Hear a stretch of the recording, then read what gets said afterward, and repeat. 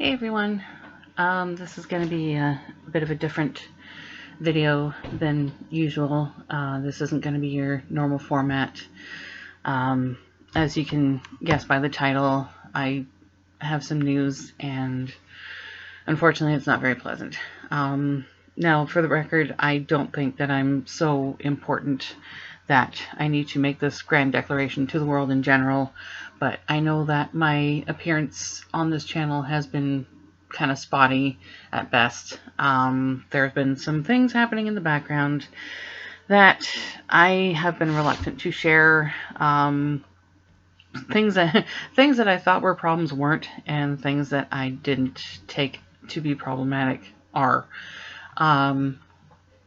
Yeah, I'll get back to like doing some other haul videos and creation videos. I was gonna do a couple yarn reviews, but things kind of started happening. I might do them later in future episodes, I guess.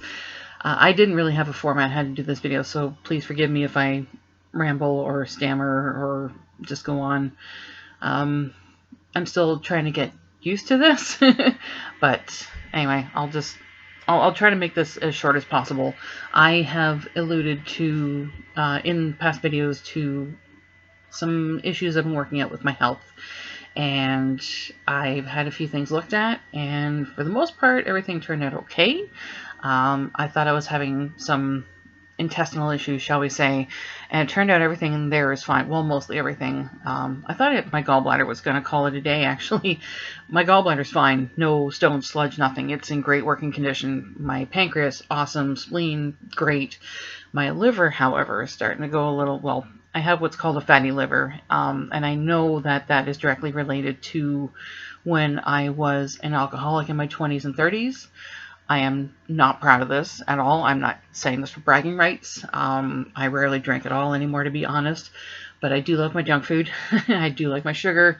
I am a refined sugar addict. So my doctor gave me some general precautions, try and cut down, if not avoid altogether, refined sugar, fatty foods, no deep fried stuff, whatever.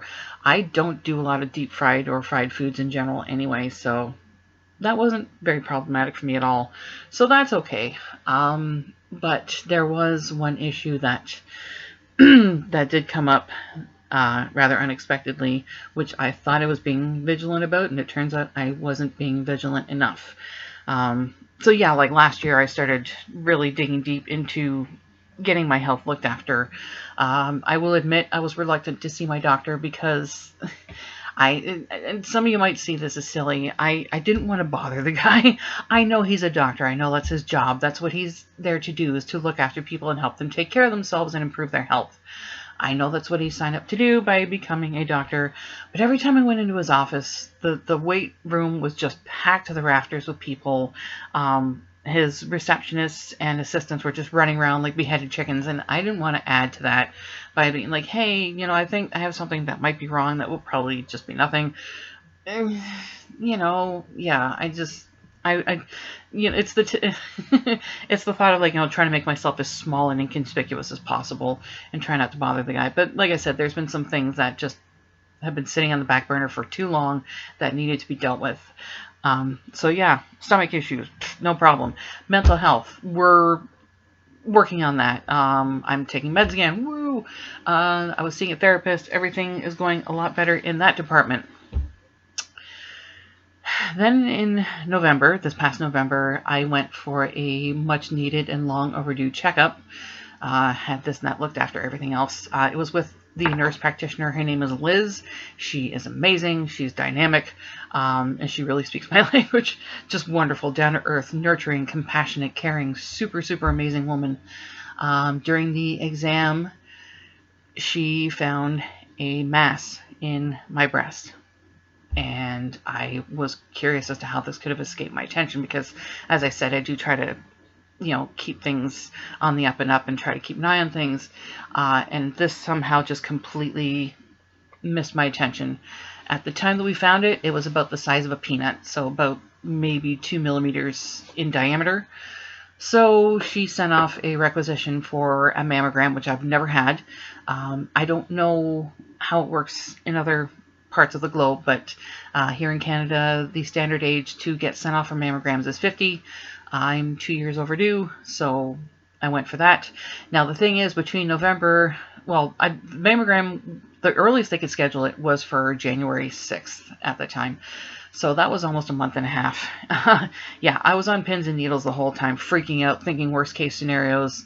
As one may or may not tend to do, I'm not sure. But, the weight doesn't help either, being in that gray area of, being in the void and waiting was not helpful. So January 6th rolls around, go for a mammogram. I let them know that there's something there. I get the test done.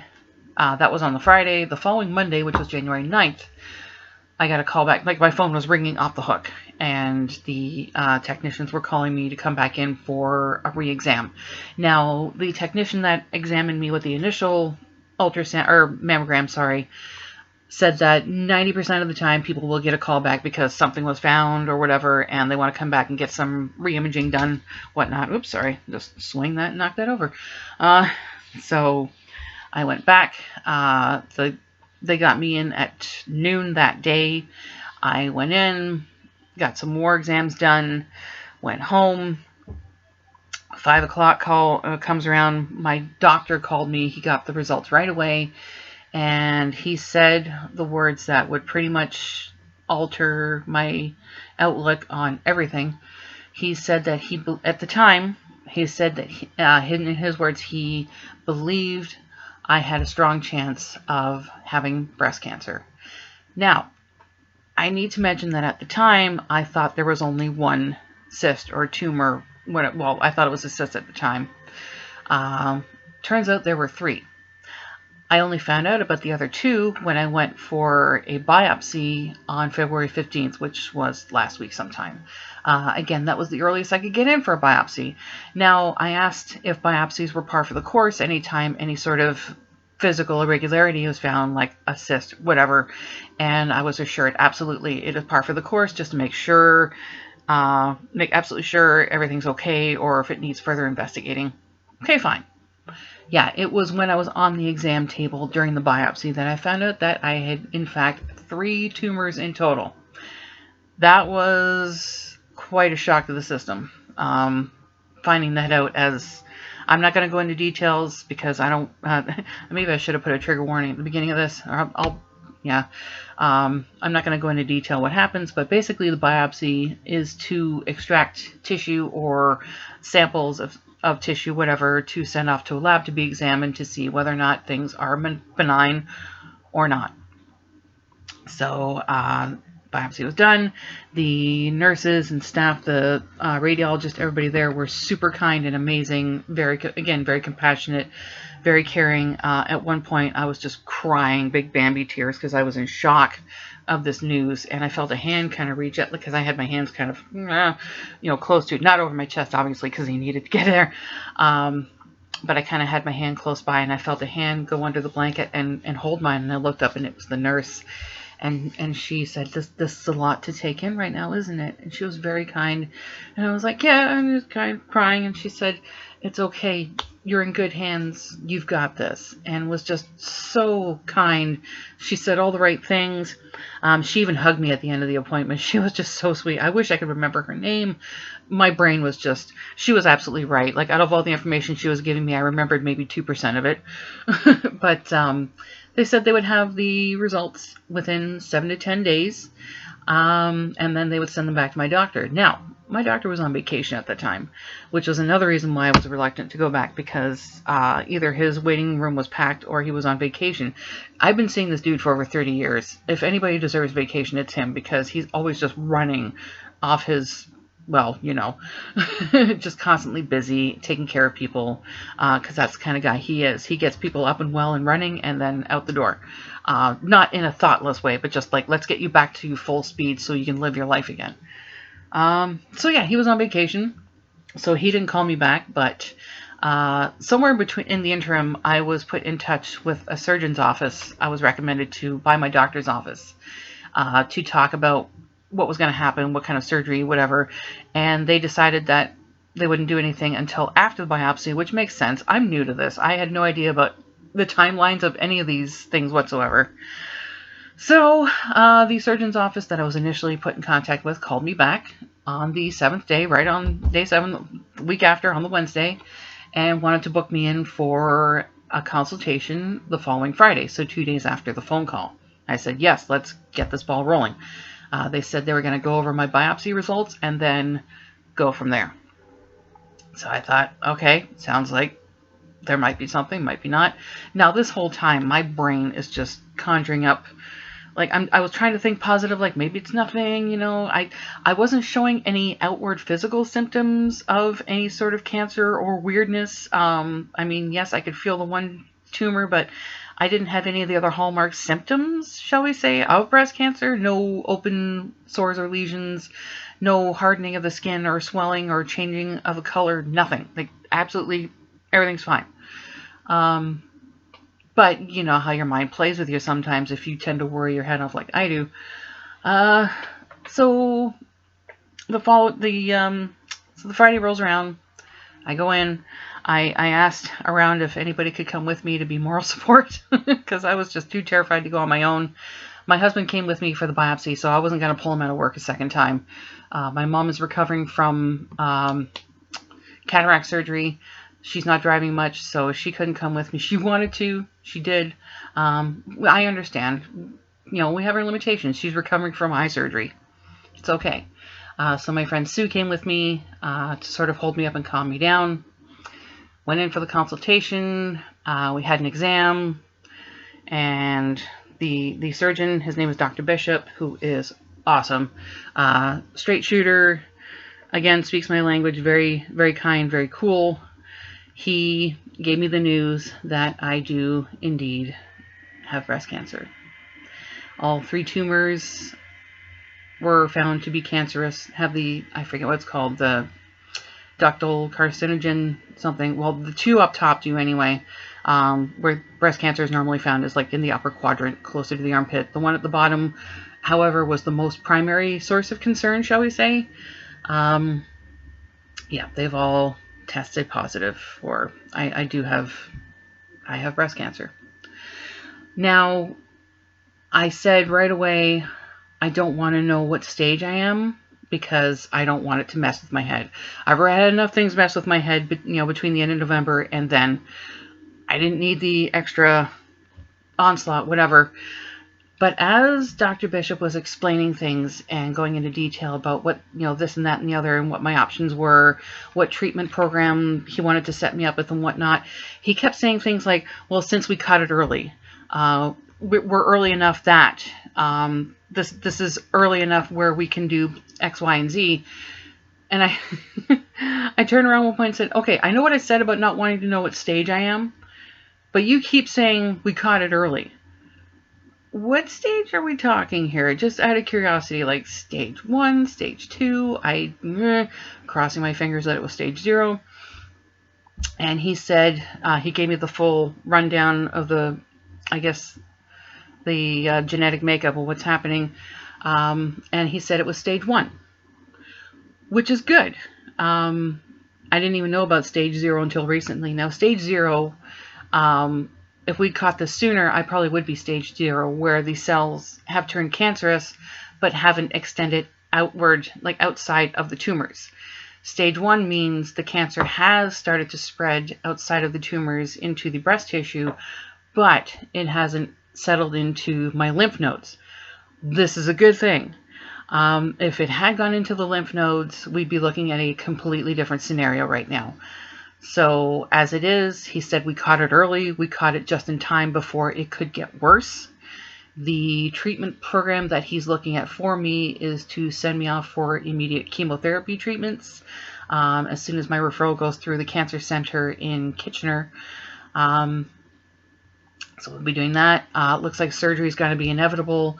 Now, whether the tumors can be shrunk down to little blips on the radar, so to speak, where they can just be clipped off, or whether they have to be removed altogether, who knows? But in the meantime, you know, surgery is going to be inevitable. It's going to happen. But then he told me something else. This is the fun thing. Yeah, there's a fun thing. There is some good news to all this. After the surgery is done, obviously the girls aren't going to look the same way they were before. In fact, this, my right breast is going to look a little different, a little smaller, a little weirder, whatever. I don't judge. I'm 52. Gravity's taking its course. There's no such thing as weird anymore.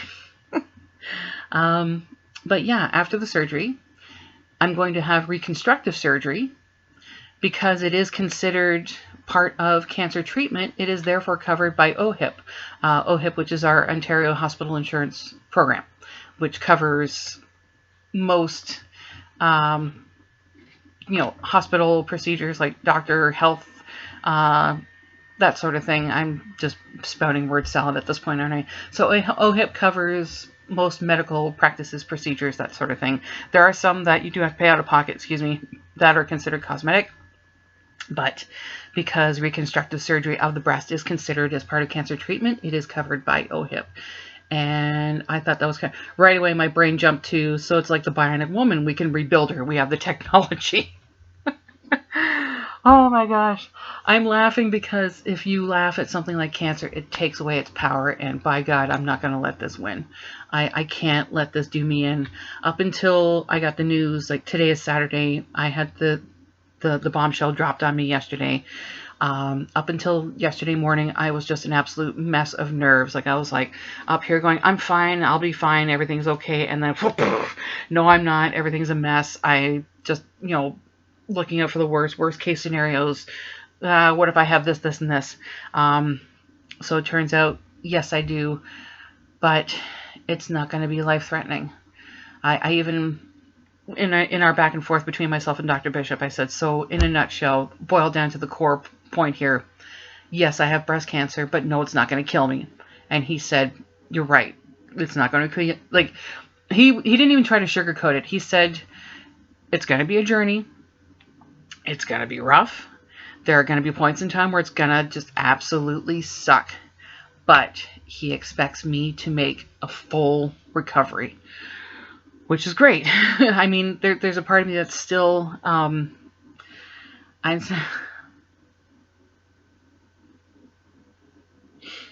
still a little nervous. I'm still a little scared because this isn't something anybody plans on happening in their lives. Sorry. I watched my mom go through cancer, and she survived by the grace of God or whoever. She was late stage colorectal cancer, and she pulled through it. And I think part of it was her determination to plow through it and come through the other side and succeed and beat this god-awful virus back to hell. Disease. It's not a virus. If it was a virus, there'd be some sort of over-the-counter cure, and there isn't. But then I saw my dad battle it was cancer was everywhere. It was in his lungs, his brain, his lymph nodes, his liver.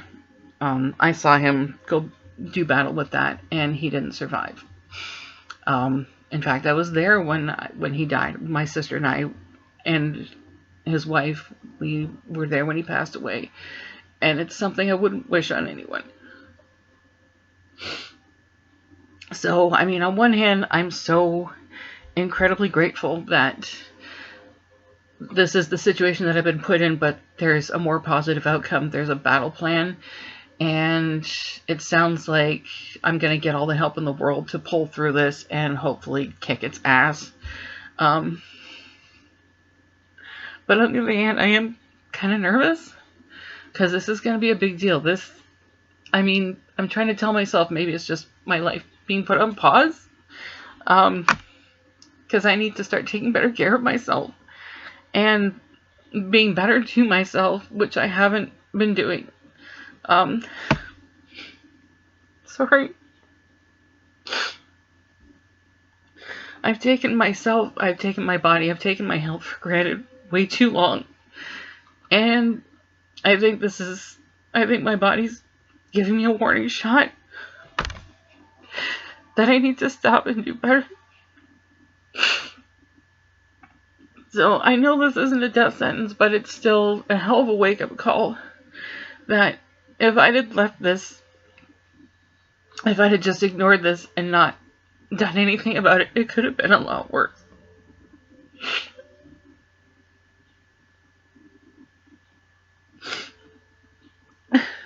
I'm sorry. I kept saying I'm not going to cry on camera. And here I am. But yeah, I'm looking at this from almost a spiritual point of view. Like, this is my body saying, we can't do this anymore. You gotta take better care of yourself. So this is a hell of a warning that I've been given, and I'm not gonna take this for granted. I mean, I'm scared, but I'm hopeful.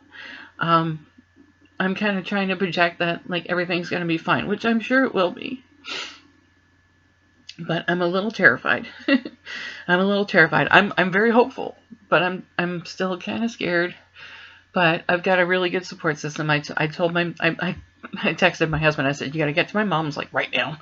And I sat him down with my mom and sister and told them everything. And my mom said, well, it sounds like you caught it in time. You're going to be fine. You're going to be okay. Try to keep a positive attitude. My aunt, she, my aunt, she was my husband's, I'm getting so mixed up right now. Okay, so one of my aunts who lived in Kentucky, she recently passed away. She was 90. She had stage 4 stomach cancer. She had such a positive attitude. She was strong. She was kicking butt. She was living her life every day. Never took anything for granted. And my mom misses her so much. I miss her too. She was wonderful. And she unfortunately passed over. I'm sure she's keeping my uncle company, and they're having a grand old time catching up. At least, I hope. That's what I'd like to believe. So I think that is definitely part of the battle, is trying to keep a positive attitude, trying to keep an upbeat. I've been given a second chance. And I know it's going to be a struggle. I know it's going to be hard. If chemo is anything like what I hear about it, and even with the chemo, I've been told that there is medication out there to help with offset, like, the nausea and the sickness, that sort of thing. Plus, I got my Animal Crossing to distract me as well. Plus, this wall of fiber. I'm sure when I take my leave of absence from work, I'm going to be burning through this stash too. At least I hope. Sorry to get so emotional with you folks. But that's where things are now. I might, when I have my time off work, I'm going to try and catch up on more videos and more tutorials and maybe some more hauls or whatever. Maybe some Happy Meal. If anybody feels like throwing me some Happy Meal, let me know. That'd be great. I'm not asking for it. I don't expect it.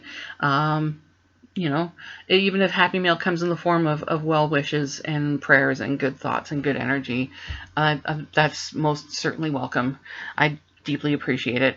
And again, my apologies. I didn't mean for this topic of conversation to be upsetting or triggering in any way. And if that happened, I am so very sorry. It wasn't intentional. And neither was me crying on camera. But yeah, that's what I came to say. Wish me luck. My doctor said he's confident I'm gonna pull through and make a complete recovery. So that's what I'm aiming for. I'm not going down quietly. I am gonna beat this thing with every inch that I can possibly give. I'm not going anywhere. But I intend on sending cancer back to the pits of hell where it belongs. So yeah, yay, happy video for Saturday. I should probably go anyway because I got some projects to catch up on. And my husband's playing some video games, so I figure I'll just, make some cute, corny comments to drive him nuts. Thanks so much for listening. Thank you so much for listening and watching. I really appreciate this. This feels sort of smarmy. Like, yeah, if you like this video, give it a thumbs up. There's nothing to like when you hear news like this, so I understand. But yeah, thank you for listening. If anybody's comfortable sharing their stories or experiences, any words of wisdom or hope, please drop them down in the comments below. I really appreciate it. Thank you again. Stay safe. Stay cool. Keep making cool things. And for the love of God, anything feels weird with your body or your health, go get checked. Like, don't waste any time. Don't be where I am. You don't want to be where I am, where you find out it's a little too late and you have to go through something like this. It's not too late. It's not life-threatening, but it's still an upheaval, and I would hate to think that anyone else would go through something like this. Take care of yourselves because you deserve it.